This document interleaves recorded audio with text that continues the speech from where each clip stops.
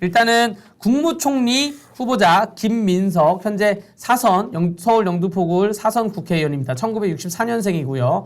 국가정보원장 후보자가 이종석 1958년생이고 아마 32대 통일부 장관 출신입니다. 노무현 정부 때 통일부 장관 했습니다. 노무현 정부 때 통일부 장관. 오랜만에 돌아오네요. 네. 그리고 강훈식 그 대통령 비서실장 강훈식 73년생입니다. 73년생이고 삼선 국회의원이고 충남 아산이고요. 한동훈이랑 동갑이네요. 네, 한동훈이 이분이 네. 특이한 게 이분이 원래 손학규 계파예요. 맞습니다. 손학규 후보 보좌관 하면서요. 속된 말로 가방 못 짜면서 옆에 네. 정치를 배운 사람이에요. 네. 그럼 굉장히 내공이 있는 사람입니다. 네. 그래요? 그런 계열인데 지금 이제 이재명 대통령이 데려갔다는 것은 이건 국민의힘하고 소통할 여지를 좀 생각한 그런 포석으로 보여요. 네. 비서실장이. 근데 약간 그럼 이분이 충남 도지사를 노리는 건 아니었습니까? 노릴 수 있죠. 그래서 이제 나온 네. 얘기가 김민석 국무총리를 앉힌 이유가 네. 서울시장으로 힘을 몰아주기 위해서 한 게 네. 아니겠느냐라는 얘기가 나와요. 그러니까 설마 국무총리도 하고 서울시장도 하고 그렇게 네. 하겠느냐고 하는데요. 이재명은 합니다. 왜? 자기한테 충성해서 사람들은 내가 다 확실하게 밀어주니까. 보상한다는 것을 예. 만천하에 보여주는 게 엄청난 리더십이라는 걸 압니다. 리더십의 원천은 내가 포상과 상벌을 대외적으로 확실하게 하는 거 거기서 나온 겁니다. 그러니까 이런 거예요. 우리가 이재명한테 야 이건 말이 안 되지 않냐라고 얘기하는 것들에 대해서 이재명은 이게 왜 말이 안 돼? 그렇죠. 나한테 오면 이건 말이 돼. 그래요. 이런 겁니다. 다소 그렇죠. 우리가 보기엔 문원리처럼 보이는데 그렇죠. 네. 수사받고 있지 않나 그러면 검찰의 조작입니다. 다소 그러니까 문원리처럼 보이는데 그렇게 하니까 그러니까 제가 들은 민주당 내부 정보를 들었을 때는 네. 그 인선 어떻게 한대 물어봤을 때 지방선거 광역단체장을 출마할 사람들은 인선에 안 앉힌대. 그러면 인선에 안 쳤으면 그건 광역단체장 출마를 안 한다는 거야? 뭐 그렇게 알고 있는데 강훈식이 가고 김민석이 가네. 그럼 서울시장은 김민석이 아니라 박주민이야? 라고까지 막 이런저런 얘기를 주고받았거든요. 근데 이렇게 공고화되는 거 보니까 뭐 결정된 건 없다고 볼 수가 있습니다. 안 한다고 할 때 정말 안 한다고 알았는가 봐? 라고 말할 것 같아. 자, 존경한다고 할 때 지금 정말 존경하지 않는가 이재명 봐, 대통령께서 심기가 불편하시니까. 예, 죄송합니다. 혹시 우리 사이다 정치쇼 보고 계시다면 좋아요, 구독 꾹 눌러주시기 바랍니다. 그리고 계속 말씀드리자면 네. 지금부터 이제 비례대표 국회의원이 대통령실 내정돼서 가게 되면 본인 비례대표를 배지를 떼게 되고 그렇죠. 그 다음 승계. 후순위가 승계받게 되는데 위성락 안보실장 1954년생이고 현재 22대 국회의 비례대표 의원입니다. 그리고 황인권 경호처장 그 육군 대장이죠? 1963년생이고 육군 대장 하셨고 강유정 대변인 75년생입니다. 지금 이분도 비례대표로 있습니다. 그러니까 비례대표 국회의원을 2명을 대통령실로 빼가는 거예요. 지금 후순위 이제 대기하고 있던 분들이 배지를 다는 거네요. 네, 후순위가 지금 그 손솔이라는 분하고 이름이 손입니까? 예, 그리고 네. 최형진이라는 분으로 알고 있는데 이분들은 어떤 분들이냐면 더불어민주당의 소속이 아니라 그 당시 총선 때 아주 그냥 거대 연합을 한다 그래가지고 다 연합을 해서 비례를 나눠서 했잖아요. 그러니까 무슨 더 민주연합 뭐 비례정당 진보당 뭐 이렇게 하고 다 섞었죠. 진보당 기본소득당 다 섞어서 네. 민주연합 비례정당이라 그래가지고 진보 측이 다 섞여 있는데 그래서 더불어민주당에 있는 그러한 그 개파로 가는 분은 아니고 정의당이나 진보당 쪽 개파로 가는 분으로 저는 알고 있습니다. 차라리 네. 정의당이었으면 좋겠네요. 진보당이 아니나요? 네. 근데 그분 손솔이라는 분이 예전에 그 기초의원 출마하셨던 걸 있더라고요. 구연의 네. 서대문구 서대문구. 이제 네, 서울 네. 서대문구 의회의 구의원으로 출마한 적이 있다고 출세하셨네요. 합니다. 근데 네. 이분이 그때 구의원 때 포스터를 보니까 진보 단일 후보라 그래서 정의당과 그 진보당이 합쳐 있는 후보다라고 포스터를 썼어요. 그러니까 지금 개파가 정확히 어디 쪽인지 저는 잘 모르겠습니다. 아니 네. 이게 왜 문제가 되냐면 당시 네. 그 더불어민주당이 그 뭡니까 이 위성정당을 만들고 네. 비례대표를 내정할 때 1번, 2번에 앉혔던 사람들이 논란이 됐었어요. 네네. 그때 1번, 2번에 앉혔던 사람들이 주한미군 해체 주장하고 효순이 미설이 사건 때 미군을 살인자라고 칭하고 이러면서 상당히 어떻게 보면은 친북적인 활동 그리고 마치 북한의 지령을 받은 듯한 그런 활동들을 하는 사람들이었기 때문에 결국은 논란이 돼가지고 철회했던 적이 네네, 있었거든요. 그랬었죠. 그때.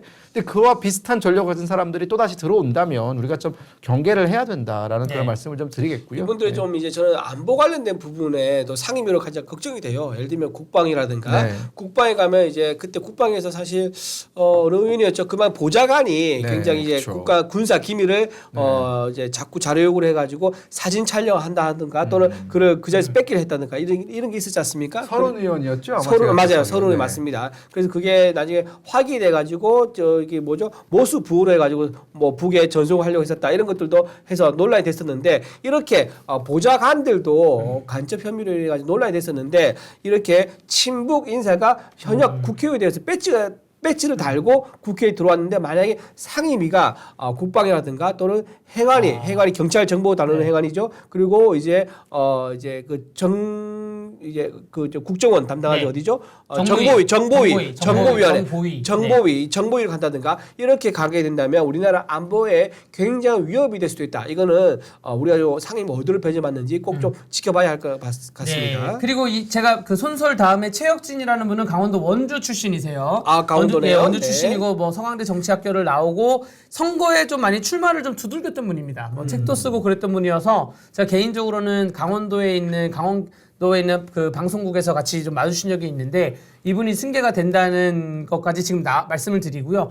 결국 그 6월달, 7월달, 7월달, 8월달은 인사청문회로 많이 지나갈 겁니다. 네. 물론 내일 그 본회의 이따가 얘기를 나누겠지만 내일 본회의에서 이것저것 법안 통과되고 7월달까지는 인사청문회인데 인사청문회가 뭐냐면 이 국무총리 인사청문회가 있을 것이고요. 네. 장관 내각들에 대한 또 인사청문회가 있을 거예요. 장관 내각들이 사표를 낼지 안 낼지는 명확히 봐야 되는데 네. 이미 공석인 장각성이 많이 있어요. 이미 국무위원 공석들이 있으니까 그 임명을 하면 인사청문회가 될 거고요. 그 다음 인사청문회가 사상 초유의 대법관 30명에 대한 인사청문회가 한꺼번에 시작될 수가 있습니다. 그래서 말씀을 드리자면 지금 오늘 그 대통령 임기 첫날 정청래 법사위원장이 대법관 증언법에 대해서 지금 현재 시각에는 법사위 소위는 통과했고 법사위가 오늘 통과를 법사위 회의도 상임위도 통과를 할지는 봐야 됩니다. 오늘 4시에 법사위 전체 회의를 열어서 통과한다고 합니다. 했죠. 그러면 네. 내일 그 본회의를 열었는데 내일 본회의에 이 법안은 당연히 올라갈 것이고요. 그렇죠. 네. 그런 다음에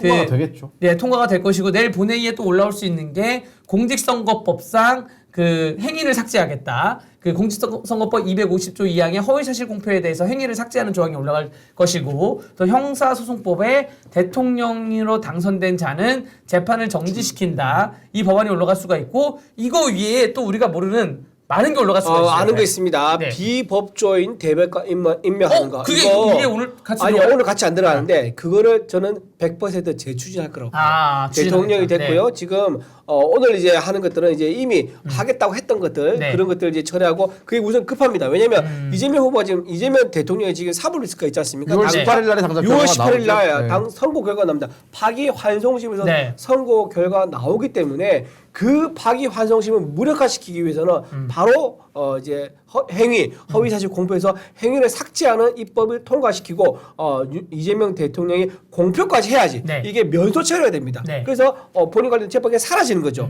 그렇게 되는 거고 또 재판 중지법 이거를 실행해야지 본인이 임기 내내 5년 내내 지금 재판의 결과가 어떻게 나올지 알 수 없다라고 하는 불안감이 있는데 그를 다 정지시켜서 해소를 할 수가 있을 겁니다. 그리고 맨 마지막으로 혹시나 만약의 경우를 대비해서라도 대법관들을 전부 다 자기 사람 수하의 사람들을 집어넣어서 베네수엘라처럼 만약에 이제 재판 관련된 것 오면 전부 다 기각시킨다든가 네. 또는 정부 관련된 정책 관련된 이제 재판이 들어오면 전부 다 이제 기각시킨다든가 네. 그리고 마지막으로 그 베네수엘라 차베스가 대통령 4번 했거든요.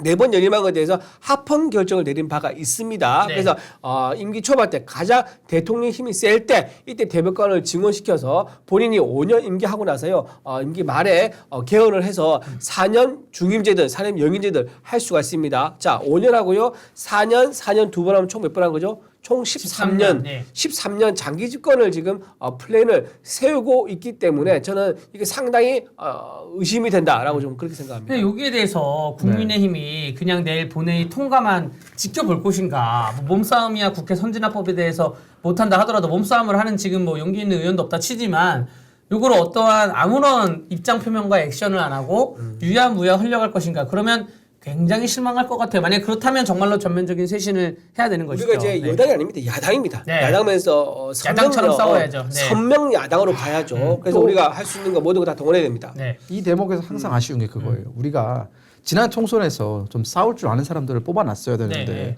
지난 총선의 어떤 공천 결과 물론 지난 총선을 통해서 국회 배지를 나신 분들을 뭐 제가 폄하하거나 그런 건 네. 아닙니다. 하지만 우리가 전투력을 갖춘 사람들이 지금 이 시점에 필요한데 그런 사람들이 참 눈에 보이지 않는다라는 것이고 오늘 오후까지만 하더라도 국민의힘에서 대선 관련해서 공식적인 입장이 안 나왔어요. 네. 그 말은 뭐냐? 국민의힘은 여전히 패닉에 빠져 있다는 것이거든요. 지금 열심히 주판을 튕기고 있을 겁니다. 어떻게 해야 될지. 근데 국민들은요, 이 상황을 지켜보는 국민들은 지금 국민의힘이 주판을 튕기면서 눈알 굴리는 소리가 들려오는 것이 아니라 당장 아까 우리 이준호 대변인 말씀하신 것처럼 이재명의 어떤 독재화로 갈 수 있는 그 길목길목의 그것들을 모두 합법화시킬 수 있는 법들이 지금 하나하나 다 기다리고 있지 않습니까? 이재명은 이제 그걸 일사천리로 다 통과시킬 거란 말이에요.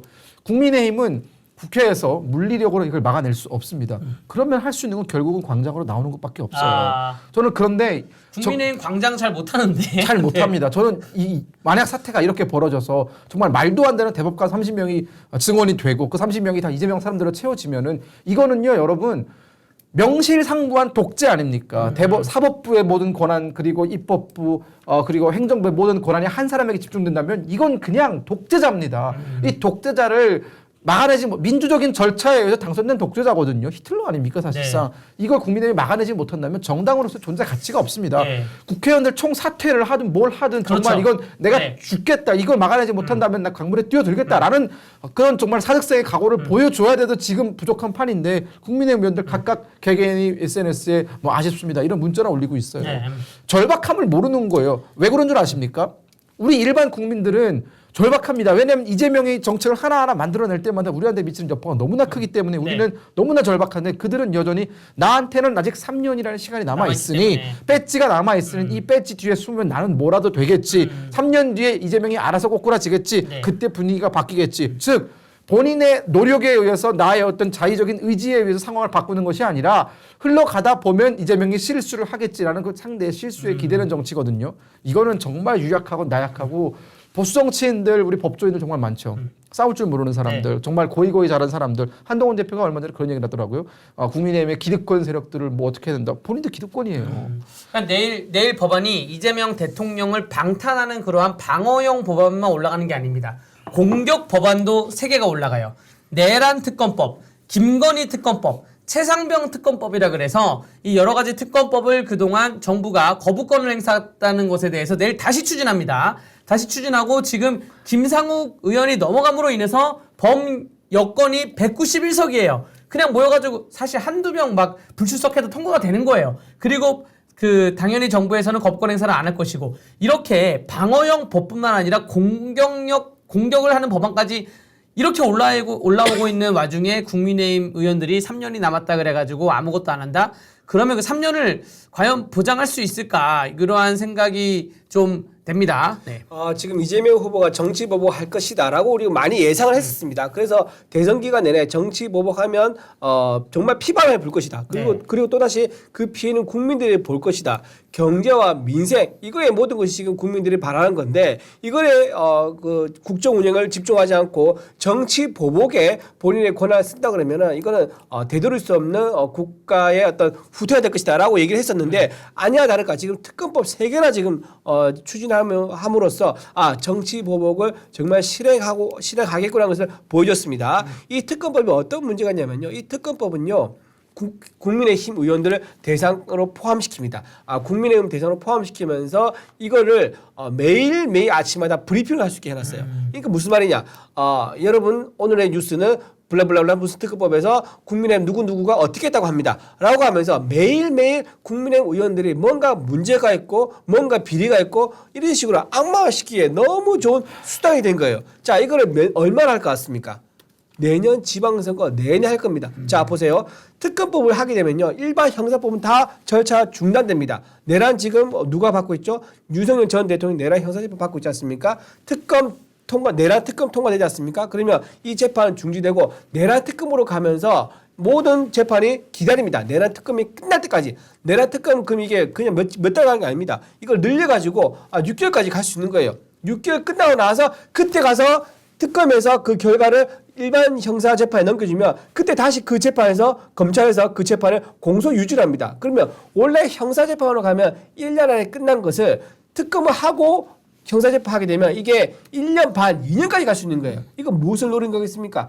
내년에 있을 지방선거를 노린 겁니다. 내년 지방선거에서 아직까지 내란이 종식되지 않았다. 여러분, 내란을 종식시켜 주십시오. 지방 권력도 가져와야 됩니다라면서 그러네요. 국회 권력 장악하고 대통령 권한 장악하고 지방 권력 장악하고 이런 식으로 모든 것을 다 장악하기 위한 그림 속에서 이 특검법을 추진하고 있다는 거 여러분 분명히 아셔야 됩니다. 그러니까 아직까지 내란이 종식되지 않았다 그 멘트를 한 3, 4년을 계속 쓸 수가 그렇죠. 있겠네요. 예. 네네네. 근데 정말 대통령 임기 첫날인데 정말 안타깝고 아쉬운 게 뭐냐면 대통령 임기 첫날인데 경제와 민생이 실종됐습니다. 미국 트럼프 대통령은 나는 첫날에는 독재를 하겠다라고 하면서 한 10가지를 팍팍 발표했는데 그게 경제 분야, 민생 분야, 무역 분야, 노동 분야 이런 발표를 했거든요. 그렇죠. 그런데 우리는 지금 첫째 날인데 대통령 방어에 대한 그 법안 올라오는 거에 대해서 이걸 어떻게 할 것이냐에 대한 논의를 하고 있고 경제, 민생, 뭐 혹은 어떠한 가치관, 철학, 뭐 세계주의, 뭐 남북 통일, 뭐 이러한 좀 거시적인 어떠한 국가 운영 방침에 대해서는 아무도 얘기를 하지 않고 있는 게 그런 게 좀 굉장히 씁쓸합니다. 우리 댓글에 보니까 아라미스 님이 그 재판 계속을 해야 된다는 여론조사를 그 출구조사 때 했다라고 했는데 이게 맞죠. 맞아. 예, 그 예, 출구조사 결과에 보면 이재명 대통령을 지지하는 분들도 이재명 대통령을 지지하지만 재판은 계속돼야 되는 게 아니냐라고 많이 그게 64% 나왔어요. 네, 맞습니다. 이게 국민들 여론이 그렇다는 것이고 국민 여론 뭐 신경 씁니까? 이제 이재명은 대통령입니다. 이제 네. 이재명이 이런 말 계속 해요. 지난번에 이제 민주당에서 본인이 입법 폭주할 때 뭐라고 했습니까? 이렇게 하라고 국민들 뽑아준 거다라고 하면서 입법 폭주했었거든요. 그렇죠. 야, 이재명 대통령도 마찬가지일 거예요. 이러라고 나를 대통령 뽑아줬기 때문에 난 내 마음대로 다 하겠어라고 할 가능성이 높습니다. 문재인 정부 5년 내내 적폐청산 얘기했거든요. 네, 네. 적폐청산 아직 안 끝났다. 맞네요. 적폐가 남아 있다 이러면서 맞네요. 5년 내내 그러다가 국민의힘을 종북 사태가 들어오니까 이제 좀 그렇죠. 찌그러지게 했었죠. 맞아요, 맞습니다. 우리가 얼마나 두드려 맞았습니까? 네. 그때? 정말 많은 사람들이 감옥가고 정말 정말 아까운 인재들이 목숨을 끊고 이런 일들이 정말 많았는데 그렇죠, 맞아요. 아마 이재명 대통령 시기에는 문재인 대통령 시기보다 더 잔인하게 정적들을 숙청할 겁니다. 왜냐하면 본인이 직접 그렇게 얘기를 했어요. 네. 권력은 잔인하게 잔인하게 쓰는 쓰는 거다라고 얘기를 했기 때문에 지금 앞서 말씀드린 그 세계 특검에 연루될 법한 사람들 실제 연루가 되지 않다 하더라도 이거 국민의힘 의원들한테는 상당한 압박감으로 작동을 할 거예요. 나도 혹시 저기 연루되지 않았을까? 그리고 이재명 대통령은 초반에 본보기 1호 한 3개 사건에 대해서는 아주 크게 조져놓을 겁니다. 이렇게 되면은 정말 이걸 타노스가 하듯이 원자 단위로 쪼개버리면 이걸 지켜보는 국민의힘 의원들은 맞서 싸우기보다는 자신의 안위 혹은 내가 저기에 연루되지 않았다는 걸 증명하기 위한 어떤 여러 가지 눈물겨운 그런 노력들 이런 것들이 더 보일 겁니다. 왜냐하면 국민의힘 의원들은 굉장히 나약하고 유약하고 당신들이 싸우지 않았기 때문에 지금 이 사태가 초래가 됐고 우리가 대선 기간 내내 앞선 한 1, 2주 동안에 얼마나 많은 사람들이 분노했습니까? 유세차는 나가 있는데 국민의힘 의원들은 안 안 보이고 나와요. 네. 휴가가 있고 이런 우리 모든 국민들이 다 얘기했어요. 이재명 대통령이 되면은 첫날부터 이렇게 될 거다라고 너무나 내일 꿈에 나오듯이 얘기를 했습니다. 지금 펼쳐지고 있잖아요. 모두가 다 알았던 미래입니다. 하지만 이제 뭐 어쩌겠습니까? 맞이해야죠. 여러분들 탓입니다. 저는 국민의힘이 만약에 지금 현재 정권이 사정기간을 돌려가지고 국회의원들 국민의힘 107명의 의원들을 탈탈 털어서 조명해 온다. 조사가 압박에 들어온다. 이거 국민의힘이 지금 막기 힘듭니다. 왜냐하면 예전에는 한 10년 전만 하더라도 국가 정권이 이렇게 탈탈 털어서 들어오면 그게 다 이제 검찰들 위주로 해서 들어온다는 그런 얘기가 있었거든요. 그것 때문에 지금 검수완박을 한 것인데 그 검찰분들이 다 사법시험 패스한 분들이고 국민의힘 쪽 보수 쪽 국회의원들도 다 사법시험 패스한 분들이기 때문에 이게 어느 정도 조율이 되고 대화가 통했어요. 지금은 만약에 칼자루가 들어온다고 하면 경찰이 들어옵니다. 경찰이 들어오기 때문에 공수처가 들어오죠. 이제. 공수처가 들어오고 이 경찰이 들어오고 공수처가 들어오는 탈탈 털면서 들어오는 거에 대해서 아무도 방어할 수가 없어요. 그러면 방어를 못하면 어떻게 해야 되냐? 공격을 해야 되는 건데 지금 오늘 이 시간까지 크게 지도부의 입장이 전혀 나오지 않았다. 김용태 비대위원장 지금 굉장히 실망입니다. 예? 입장을 안 낼 거면 명확히 이 얘기를 해야 돼요. 입장을 오늘은 안 나갑니다. 내일 냅니다. 이 정도까지 얘기를 해야 되는데 혹은 아직 수렴 중입니다. 그런데 지금 아무런 입장을 하다못해 뭐 이재명 대통령 축하합니다. 그러니까 아무런 입장을 지금 안 내고 있기 때문에 여기에 대해서는 좀 굉장히 답답하다고 말씀드리겠습니다. 제가 오전에 라디오를 듣다 그런 얘기를 들었어요. 지금 이제 이재명 대통령이 당선된 지 이제 몇 시간밖에 안 지났으니까 허니문 기간이라는 게 있지 않느냐. 네. 허니문 기간이 지나면 좀 국민의힘이 움직일 거다. 독재가 움직이는데 허니문이 어디 있어요? 허니문 지나가면 여러분들은 다 그래 독재 그 사슬에 다 묵혀 있을 오늘 겁니다. 왜 어디기 너무 세신 거 아니에요? 오늘 임기 첫날인데 그- 독재라고. 전기 첫날 맞네. 임기 첫날. 근데 허니문의 반대말 뭔지 아세요? 비터문, 네. 비터문.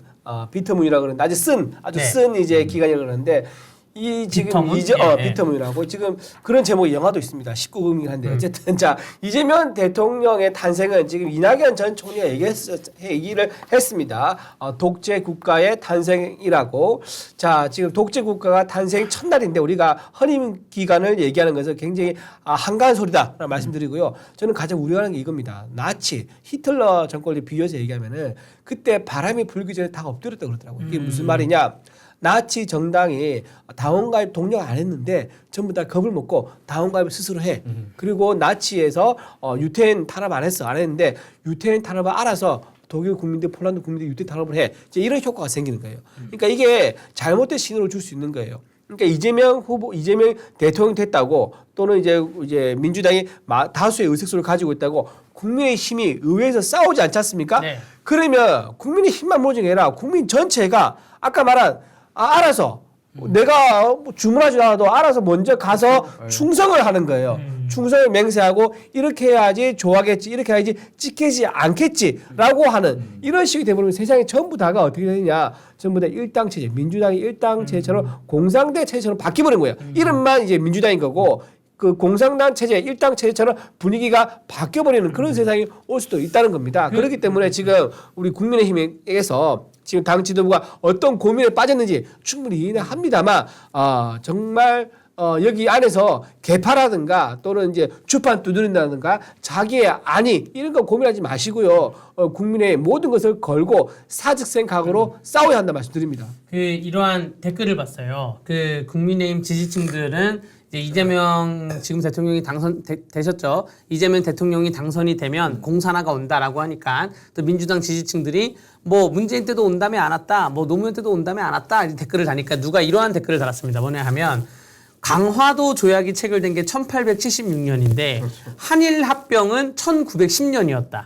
무슨 당선되자마자 공산화하겠습니다 이렇게 말을 하냐. 그게 아니라 조금씩 잡먹어 가면서 진지를 구축해 가면서 그렇게 오는 것이 하나의 그 어떤 공산화든 뭐 독재든 어떤 거대한 세력이다. 그 역사가 그렇게 흘러가는 것이다. 그렇기 때문에 시작점부터 막는 강화도 조약부터 우리가 막았다면 그러면 그 한일합병은 없었을 것이다. 라고 누가 댓글을 다는데 거기에 심히 공감을 저는 일부 하면서 우리 사이다 정치쇼 시청자분들도 하나하나 좀 주시해서 보셔야 됩니다. 네. 여기에 더 적절한 예가 하나 더 네. 있습니다. 중국 공산당이 창당한 게 1921년이에요. 네. 1921년에 중국 공산당이 창건했고 이제 중국 공산당이 중국 전역을 장악한 게 1949년 10월입니다. 그러면 그들은 중국 전역을 장악하는데 몇 년이 걸렸습니까? 28년이 걸렸어요. 그 28년이라는 시간 동안은 장개석의 국민당 군대가 중국 전역을 완벽하게 통제를 하고 있었어요. 심지어 모태통의 그 중국 공산당군은 국민당 군대로부터 압박을 못 이겨서 2만 5천리의 그 장정을 떠납니다. 2만 5천리나 도망치는 거예요. 너무나 쫓기면서. 그만큼 국민당 군대가 압도적으로 우세했었고 중국은 그때까지는 공산국가가 아니었습니다. 그러나 이제 일본과의 전쟁을 치르면서 당시 공산당이 내걸었던 게 왜 저기 쳐들어왔으니 우리가 뭉쳐야 되지 않느냐라고 하면서 국민당이 차지하고 있던 지역들을 야금야금 차지합니다. 그렇게 아주 조금씩 야금야금 들어오면서 국민당은 결국은 대만으로 쫓겨갔어요. 지금 중국은 지금 공산국가지 않습니까? 예. 이 교훈을 우리가 잊으면 안 돼요. 공산화라는 것은 정말 하루아침에 깨어봤더니 공산화가 된 것이 아니라 우리가 하나씩 뭔가 양보할 때마다 공산화가 그렇게 들어오는 겁니다. 저는 지금 굉장히 위험한 단계에 와 있다고 봐요. 그래서 트럼프가 한 말을 굉장히 의미 있게 들어야 돼요. 네. 중국이 선거에 개입하거나 정치에 개입하는 거 우려한다라고 오늘 트럼프 입장을 그렇죠. 냈거든요. 그그 의미가 우리 한국에서 지금 그 말 아무도 제대로 안 하고 있어. 오늘 당에서 이런 얘기 했어야 돼요. 그럼요. 우리 김용태 네, 비대위원장 이런 네, 분들이. 네. 근데 그걸 지금 트럼프가 대신해주고 있는 거 아닙니까? 이게 네. 지금 뭐 하는 겁니까 지금 이게?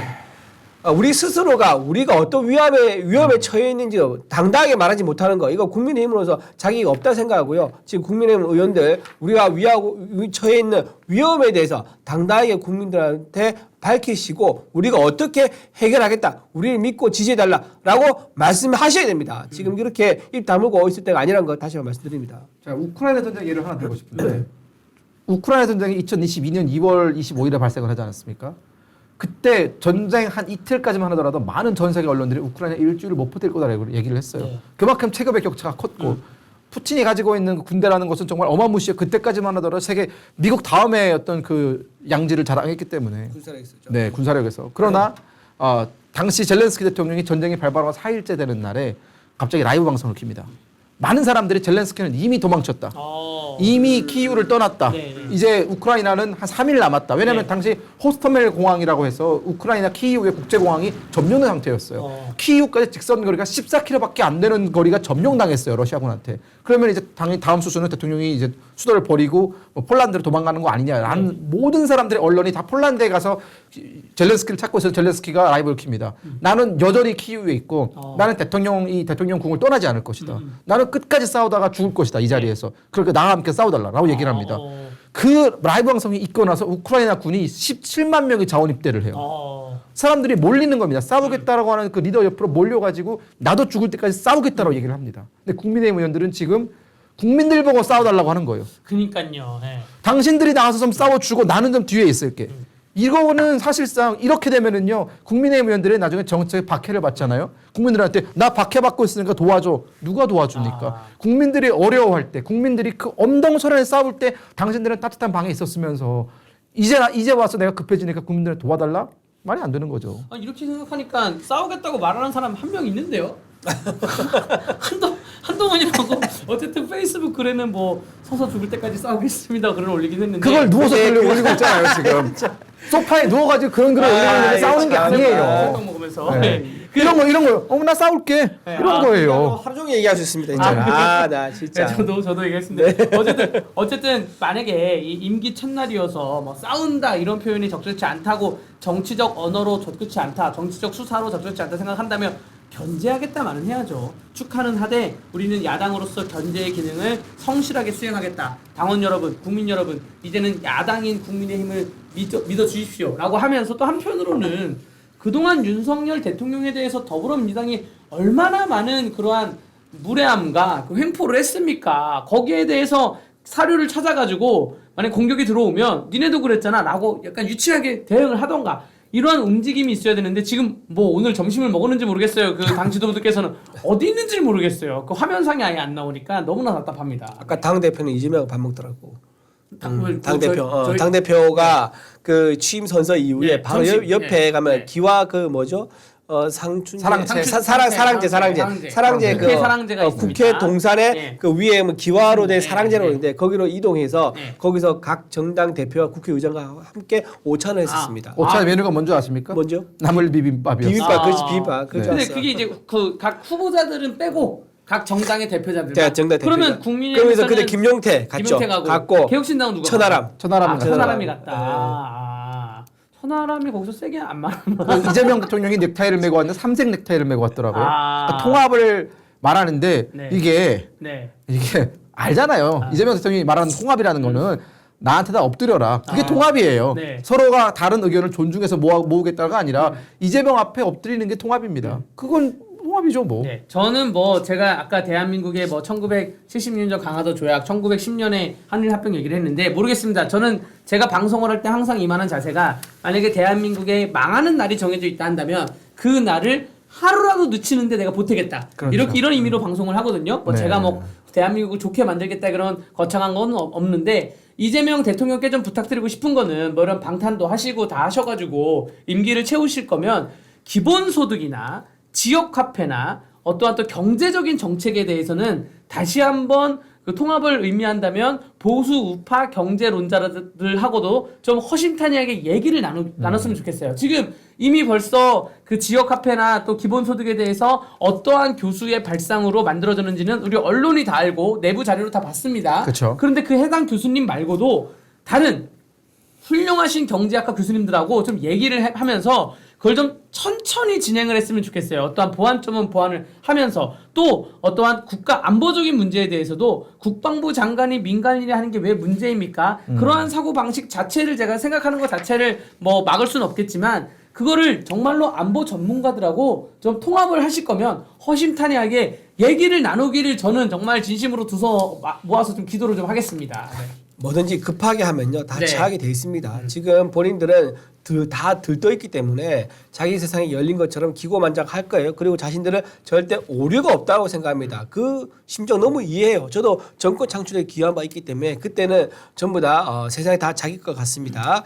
그렇기 때문에 마이크 교차는 네. 자 그렇기 때문에 지금 어떤 이제 이재명 대통령이 생각을 가지고 있는지 대충 짐작은 됩니다. 하지만 인사청문회 계절이 조만간 다다음 주부터 아마 시작될 것 같은데요. 인사청문회 계절되면요, 여러분 생각지도 못한 지뢰가 곳곳에서 터지기 시작할 겁니다. 그러면서 인사 검증 실패에 대한 책임을 묻기 시작할 거고요. 그러면서 정부가 처음부터 제대로 순항하지 못하고 삐걱거리고 있다는 지적이 나오기 시작하면서 또 사회주의 정책, 그러니까 지역 화폐 포퓰리즘 정책 이런 것들을 추진할 때 관련된 이제 세계 유명 석학이라든가 또는 어떤 정부의 내부에 있는 굉장히 거기에 대해 부정적인 검토 보고서 이런 것들 그리고 그것을 추진할 때 공무원들의 반대 의견 이런 것들을 묵살했던 것들 이런 것들이 하나 둘씩 언론 보도에 나오기 시작하면요 걷잡을 수가 없습니다. 그래서 이거를 막으려 그러면 속도를 완만하게 숙성의 기간이죠. 숙성의 기간, 숙고의 기간을